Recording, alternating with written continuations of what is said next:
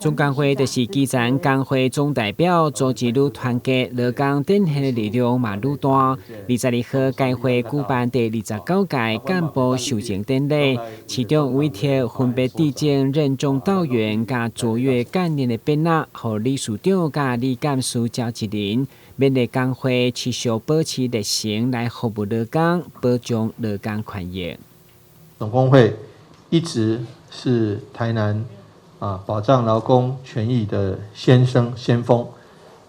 那反映劳工的心声，那也是对于劳工许多这个工作上不管是我们的会员工会，或者是总工会的这个活动是否一定全力来支持？那尤其在我们劳工局王局长大家以及各位同仁，其实这些年来大家的这个配合，我们劳工局的这个支持，我们一定会再继续深化，那能够让劳工权益进一步获得保障。